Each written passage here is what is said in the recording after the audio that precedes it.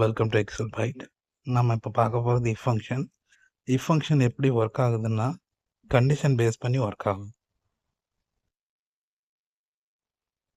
இப்போ கண்டிஷன் வந்து ட்ரூவாக இருந்ததுன்னா நமக்கு ஒரு ரிசல்ட்டை அவுட்புட்டை அது ரிட்டர்ன் பண்ணும். அப்படி இல்லை ஃபால்ஸ்ன்னு வந்ததுன்னா அது இன்னொரு அவுட்புட்டை நமக்கு ரிட்டர்ன் பண்ணும். இந்த டேபிள் எடுத்துக்கலாம் ஃபஸ்ட்டு. இதில் வந்து ஈக்குவல் டு இஃப் ஃபங்க்ஷன் போட்டுக்கோங்க. இதில் லாஜிக்கல் டெஸ்ட் பார்த்தீங்கன்னா 35 எடுத்தால் பாஸ், அது மாதிரி கொடுக்கணும். ஃபஸ்ட்டு கண்டிஷன் வந்து B3 செல்லில் இருக்கிறது வந்து greater than or equal to 35 அப்படின்னு இருந்ததுன்னா நமக்கு பாஸ் அப்படின்னு சொல்லிட்டு இருந்த அவுட்புட் நமக்கு வரும். அப்படி இல்லை கண்டிஷன் ஃபெயில்னால் நமக்கு ஃபெயில் அப்படின்ற அவுட்புட் நமக்கு டிஸ்பிளே ஆகும். இப்போ என்ட்ரு பண்ணிவிட்டு ட்ராக் பண்ணுங்கள். ட்ராக் பண்ணிங்கன்னா நமக்கு ரிசல்ட் வரும். இப்போ பார்த்தீங்கன்னா 28 அந்த ஃபெயில் வரும், 33ன்ற நம்பர் ஃபெயில் வரும். இப்படி தான் இந்த கண்டிஷன் பேஸ் பண்ணி இஃப் ஃபங்க்ஷன் ஒர்க் ஆகும். இப்போ நெஸ்டட் இஃப் ஃபங்க்ஷன் பற்றி பார்க்கலாம். ஏற்கனவே நம்ம ரிசல்ட் எடுத்து வச்சுருக்கோம். அதை இதில் இருக்க கண்டிஷன் பேஸ் பண்ணி நம்ம கிரேடை வந்து எப்படி பண்ணுறதுன்னு இதில் பார்க்கலாம். First equal to if function போட்டுக்கோங்க. இஃப் B3 செல்லில் இருக்கிற value greater than or equal to 80 அப்படின்னு இருந்ததுன்னா நமக்கு ரிசல்ட் வந்து டிஸ்டிங்ஷன் அப்படின்றது பிரிண்ட் ஆகும்.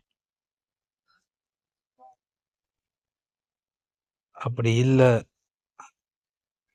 அப்படின்னா திரும்ப ஒரு இஃப் ஃபங்க்ஷன் ஓப்பன் பண்ணுங்கள். இஃப் ஃபங்க்ஷனில் B3 செல்லில் இருக்க value greater than or equal to 60 அப்படின்னு இருந்ததுன்னா நமக்கு அவுட்புட் வந்து ஃபஸ்ட் கிளாஸ் அப்படின்றது பிரிண்ட் ஆகும். இன்கேஸ் அதுவும் ஃபெயில் ஆனதுன்னா திரும்ப ஒரு இஃப் ஃபங்க்ஷன் கிரியேட் பண்ணுங்கள். If B3 greater than or equal to 35 அப்படின்னு இருந்ததுன்னா நமக்கு ரிசல்ட் வந்து செகண்ட் கிளாஸ் அப்படின்றது பிரிண்ட் ஆகும்.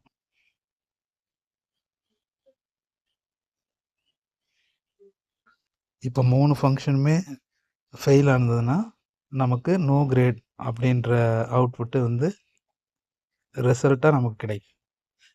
இப்போ ப்ராக்கெட் க்ளோஸ் பண்ணி என்டர் பண்ணிங்கன்னா உங்களுக்கு ரிசல்ட் வந்துடும். இப்போ ஆட்டோ ஃபிட் பண்ணிங்கன்னா நமக்கு எல்லா ரிசல்ட்டும் கிடைச்சிடும்.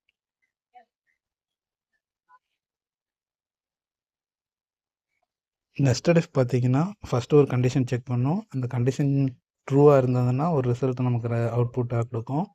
அப்படி அந்த கண்டிஷன் ட்ரூவாக இல்லைன்னா அடுத்தடுத்த கண்டிஷன் செக் பண்ணி அதோட ரிசல்ட்டை நமக்கு அவுட்புட்டாக தரும். இப்படி தான் நெஸ்டட் இஃப் ஃபங்க்ஷன் ஒர்க் ஆகும். தேங்க்யூ ஃபார் வாட்சிங் எக்ஸல் பைட்.